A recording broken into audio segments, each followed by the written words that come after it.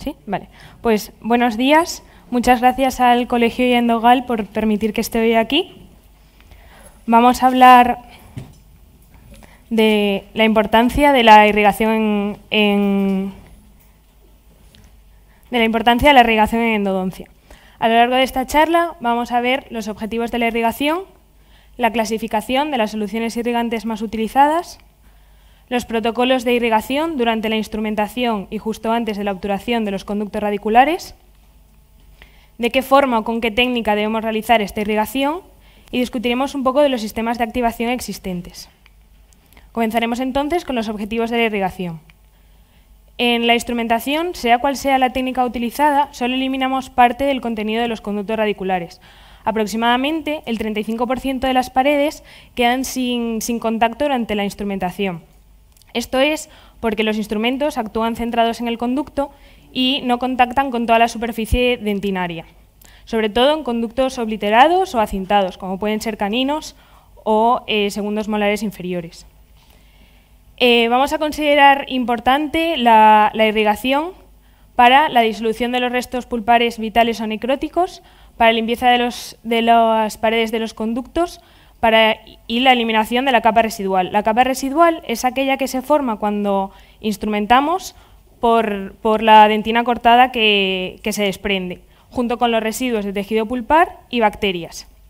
Esta capa residual lo que hace es tapizar las paredes de los conductos, obliterando los túbulos dentinarios y conductos laterales y accesorios, por lo que su eliminación es imprescindible. También consideramos importante la irrigación para la destrucción de bacterias y neutralización de sus productos y componentes antígenos y para la lubricación de los instrumentos y facilitar su paso y capacidad de corte. Los tres irrigantes más utilizados actualmente son el hipoclorito, el éster y la clorhexidina. A continuación vamos a ver las funciones de cada uno de ellos. El hipoclorito es un excelente antibacteriano, capaz de disolver tejido necrótico, tejido pulpar vital y componentes orgánicos de dentina y biopelículas. Además, es vericida y esporicida. Lo debemos utilizar en torno a un 5%. Debemos realizar una renovación de forma continua, ya que la clorina, que es el principio activo que tiene capacidad antibacteriana y de disolución de tejidos, es inestable y se consume rápidamente. Lo vamos a utilizar al instrumentar tras el paso de cada lima y forma parte de la irrigación preobturación. Pero no es suficiente para eliminar todas las bacterias que hay en el interior de los conductos radiculares. Necesitamos combinarlos con otros sistemas de irrigación para eliminar todas las bacterias o aumentar por lo menos la eficacia antibacteriana y eliminar la capa residual de la que antes hablábamos. En las imágenes podemos ver la superficie dentinaria de los conductos después de la instrumentación y posteriormente tras la irrigación de hipoclorito y ESTA. El ESTA es un disolvente de tejidos inorgánicos que las sustancias ácidas que contiene sustraen iones calcio de la dentina, haciendo que ésta se reblandezca y favorezca la limpieza de las paredes. Favorece la eliminación de la capa residual, pero sin embargo puede causar que el hipoclorito pierda su capacidad de disolución tisular. Lo debemos utilizar entre el 15 y el 17% y hay dos formas de utilización, gel y líquido. Vamos a utilizarlo en gel en las primeras fases de la instrumentación con limas manuales si necesitamos una ayuda adicional para permeabilizar. Y líquido lo utilizaremos en la irrigación preobturación. No podemos combinar mientras instrumentamos hipoclorito y ESTA por las funciones que hemos visto. Reblandece y favorece la limpieza de las paredes, pero si lo utilizásemos todo el rato podríamos provocar una erosión en la dentina. Y por otro lado, causa que el hipoclorito pierda la capacidad de disolución tisular. En la literatura se ha demostrado que la clorhexidina al 2% tiene acción antibacteriana, pues por ello será la que utilicemos para irrigar. Es un antimicrobiano de amplio espectro, agonista activo frente a bacterias gram positivas, gram negativas y levaduras. Gracias a su naturaleza catiónica, se puede unir electrostáticamente con las bacterias que tengan una pared de carga negativa, haciendo que se vuelvan permeables y, por lo tanto, destruyéndolas. Sin embargo, al contrario que el hipoclorito, no es un disolvente tisular, por lo que no podemos utilizar solo clorhexidina para irrigar los conductos. Debemos utilizarla, como hemos dicho, al 2% y formará parte de la irrigación preobturación como una ayuda adicional para la desinfección en conductos necróticos o rendodoncias. A modo de resumen, quedarse con que el hipoclorito sirve para eliminar tejido orgánico, el EZTA tejido inorgánico y la clorhexidina es un antimicrobiano que lo utilizaremos para una desinfección adicional. Todos estos irrigantes aumentan la eficacia antibacteriana global, pero debemos tener en cuenta la interacción química que se producen entre ellos. Cuando nosotros juntamos hipoclorito con clorhexidina se producen tensiones y precipitados. Esto puede tener cierta relevancia clínica porque las tinciones pueden provocar un cambio de color a nivel coronal, y el precipitado puede hacer que no se produzca un buen sellado de los conductos radiculares. En este estudio, realizado por Barrani y colaboradores, mezclaron diferentes concentraciones de hipoclorito con clorhexidina al 2%. En los 3 botecitos de vuestra izquierda tenéis hipoclorito al 6% mezclado con clorhexidina, y en el de vuestra derecha de todo, hipoclorito al 0,023%. Lo que vieron es que cuanto mayor porcentaje de hipoclorito, mayores eran estos cambios, pero que incluso con un porcentaje al 0,023% era suficiente para que se produjesen. Por lo tanto, no debemos mezclarlos. También el EZTA y la clorhexidina forman un precipitado de color blanco. A continuación, vamos a ver, en mi opinión, la diapositiva más importante de esta presentación, donde después de ver las funciones de cada uno de los irrigantes y las interacciones químicas que se producen entre ellos, vamos a ver cómo debemos utilizarlos para aprovechar sus funciones y que no se produzcan estas interacciones. Bien, pues durante la permeabilización e instrumentación debemos utilizar simplemente hipoclorito al 5,25%, renovándolo continuamente después de cada instrumento. Si necesitamos una ayuda adicional para permeabilizar, podemos utilizar EZTA gel. Una vez tenemos nuestros conductos preparados para obturar, debemos realizar una irrigación preobturación. En ella utilizaremos en primer lugar hipoclorito al 5,25% y lo activaremos 1 minuto por conducto. Posteriormente utilizaremos EZTA y lo activaremos 30 segundos, 1 minuto por conducto. Está demostrado que la activación del EZTA aproximadamente durante 1 minuto es suficiente para eliminar la carga inorgánica. Y después necesitamos una sustancia, sea suero o sea hipoclorito, para eliminar el EZTA del interior de los conductos y no provocar esa erosión de la que hablábamos antes. Utilizaremos suero obligatoriamente si después vamos a utilizar clorhexidina, es decir, si estamos ante dientes necróticos o reendodoncias. Vamos a ver ahora cómo hacer este protocolo. Es muy importante llevar la solución irrigante al tercio apical del conducto y al mismo tiempo aspirar el irrigante con una cánula de tamaño moderado para realizar un efecto de succión. Vamos a utilizar agujas de calibre moderado, 27 o 30, con un orificio de salida lateral y realizar movimientos pasivos de forma vertical. No queremos notar esa presión en el interior de los conductos, porque se puede provocar una extrusión fuera del foramen apical, provocando una reagudización de la infección o un enfisema facial. En este artículo muestra el caso de una paciente a la que se le realizó una extrusión fuera del foramen apical como un accidente y vemos la imagen de ella después de ese accidente, 3 días después y el mes después. Si esto nos pasa en la clínica, lo primero que debemos hacer es tranquilizar al paciente, dar analgésicos, aplicar frío en el día para bajar el edema y recomendar aplicar calor los días posteriores para mejorar la circulación a nivel local. Y vamos a dar antibiótico en caso de infección. Es de vital importancia llevar las soluciones irrigantes al tercio apical porque en él se encuentra la mayor cantidad de ramificaciones, sobre todo en molares y premolares. Como dato, decir que el 75% de las ramificaciones en los molares se encuentran en el tercio apical. Las bacterias que hay en estas ramificaciones son suficientes para crear una lesión periapical o para mantener una que queramos solucionar. Los sistemas de activación nos van a ayudar a llevar el irrigante al tercio apical y además van a incrementar la eliminación de residuos, de la capa residual y de las bacterias. Los podemos dividir en sistemas de activación manuales y mecánicos. Vamos a ver ahora cada uno de ellos. Como sistemas manuales tenemos las agujas y las cánulas que hemos explicado antes, que son imprescindibles para llevar la solución irrigante al interior del conducto. Podemos controlar el volumen de irrigante y la profundidad, pero tienen una acción débil para la descontaminación. Los cepillos manuales son buenos para desinfectar en el tercio coronal, pero no en el medio y en el apical. La irrigación manual dinámica es una forma económica y eficaz de llevar el irrigante al tercio apical. Con un cono de gutapercha o un vástago plástico realizamos movimientos verticales a un 2 milímetros de la longitud de trabajo. En cuanto a los sistemas mecánicos, también tenemos cepillos rotatorios que se pueden conectar al contraángulo, pero tienen los mismos inconvenientes que los manuales. No son recomendables ni útiles para el tercio medio y apical. Este sistema incrementa el volumen del irrigante, aporta un mayor tiempo de contacto facilitando su penetración, pero el mismo inconveniente, no llega al tercio medio y apical.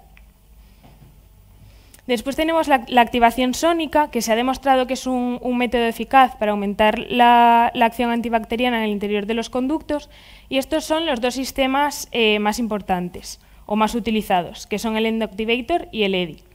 El Endactivator es una pieza de mano inalámbrica que tiene 3 puntas de poliamida que se puede utilizar a 3 velocidades distintas. La punta amarilla tiene una conicidad en punta de 15, o sea, un diámetro apical, perdón, de 15 y una conicidad de 0,2. La roja, un diámetro apical de 25 y una conicidad de 0,4. Y la azul, un diámetro apical de 35 y una conicidad de 0,4. Es capaz de desligar los biofilms, de eliminar el barrillo dentinario, favorece la penetración del irrigante en los conductos laterales, no tiene acción constante y se debe emplear a 1 o 2 milímetros de la longitud de trabajo. Por lo tanto, aquí ya nos estamos acercando al tercio apical. El EDI es una punta de poliamida de 28 milímetros que tiene una conicidad en un diámetro apical de 20 y una conicidad de 0,4, pero requiere una preparación mínima de 25,06. No corta dentina y puede ser precurvado, y los tiempos de trabajo en su utilización no deben superar los 30 segundos. A continuación voy a comentaros un poco la activación ultrasónica. Tenemos diferentes formas de realizar esta activación. Podemos realizar una irrigación e instrumentación de forma simultánea. Hay algunos equipos que tienen un contraángulo al que se le puede añadir un acople donde se introducen las limas y de esta forma hacer una instrumentación e irrigación simultánea. Después podemos activar el irrigante tras la conformación del conducto, lo que sería una irrigación ultrasónica pasiva, y posteriormente tenemos 2 formas de realizar una entrega y activación simultánea del irrigante, a través de la irrigación ultrasónica activa y la irrigación ultrasónica continua. Veremos los 4 a continuación. En la literatura hay controversias sobre la instrumentación e irrigación de forma simultánea. Hay autores que dicen que es mejor que una irrigación convencional y otros que no. Pero lo que sí se ha demostrado es que este sistema crea perforaciones y preparaciones irregulares, por lo que no es la mejor alternativa. En la instrumentación ultrasónica pasiva, una punta de ultrasonido se aplica después de la utilización del irrigante. Cuando estamos haciendo el protocolo preobturación, debemos dejar con cada irrigante una piscina en la cámara pulpar y posteriormente aplicar el ultrasonido. En la irrigación ultrasónica activa se utiliza la misma punta, pero se le añade un acople para que no hace falta dejar esa piscina. El irrigante sale simultáneamente. Vamos a ver a continuación 2 vídeos con cada uno de ellos.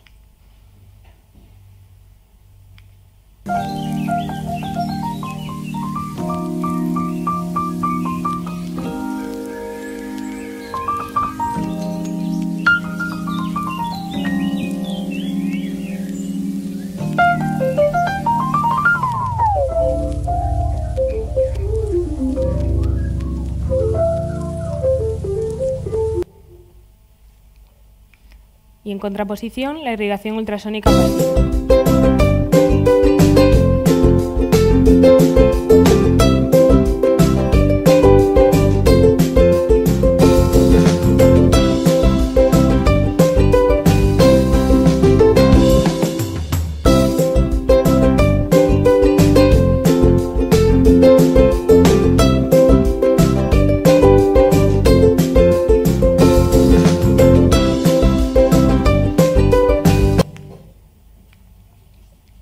En la irrigación ultrasónica continua Es parecida a la irrigación ultrasónica activa, pero en este sistema el irrigante sale de la punta de ultrasonido.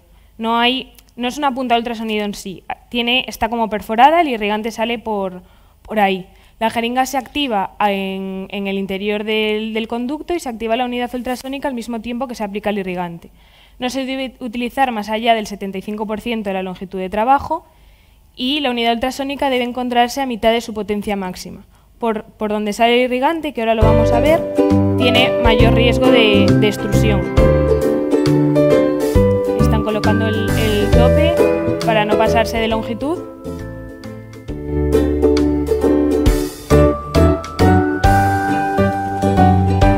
Y ahora vamos a ver cómo sale el irrigante.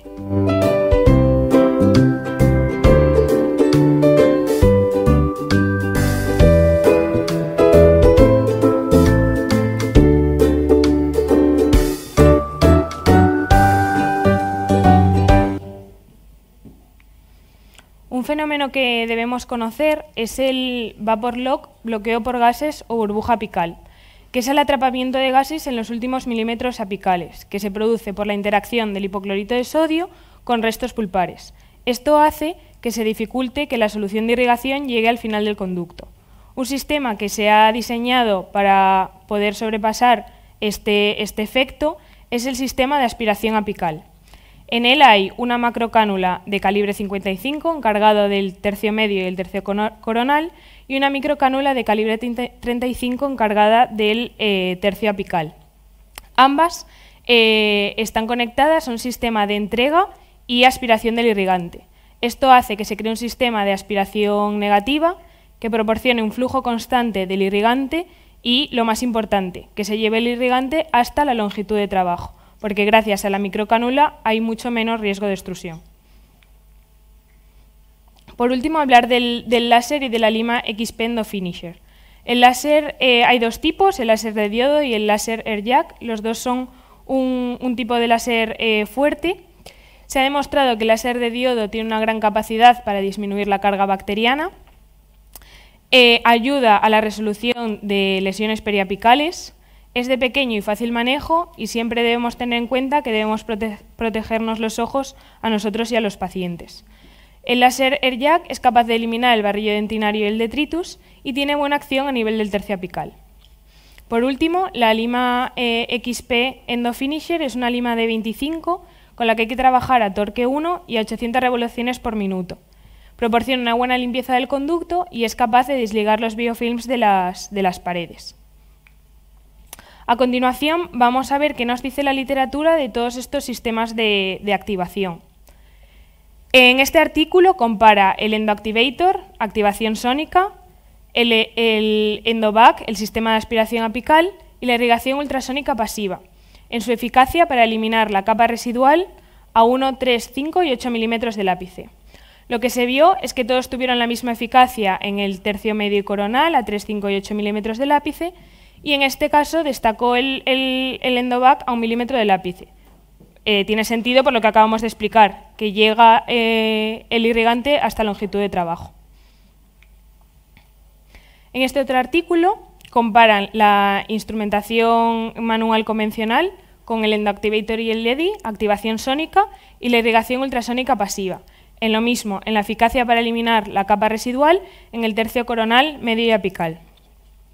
En este estudio se vio que todos los métodos eran más efectivos que una instrumentación convencional. Destacan el EDI, la irrigación ultrasónica pasiva, como los mejores sistemas, y no había diferencia en los 3/3 entre ellos.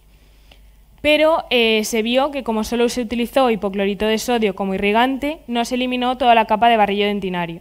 Necesitaríamos esta. En este otro artículo comparan diferentes sistemas o protocolos de irrigación con diferentes sistemas de activación. Crean 4 grupos. El primero van a irrigar con hipoclorito y ácido etidrónico, que es un tipo de quelante. En el segundo, con hipoclorito y esta. En el tercero, van a hacer una secuencia de hipoclorito, esta y hipoclorito. Y en el cuarto, hacen un grupo control donde van a irrigar con suero.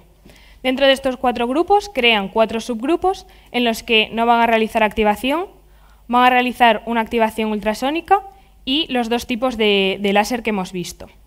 Lo que concluyeron es que todos, menos el grupo control, fueron capaces de irrigar el barrillo dentinario porque estaban combinando hipoclorito con un quelante, y el grupo 1 y 3 era mejor que el 2 en cuanto a la eliminación de bacterias.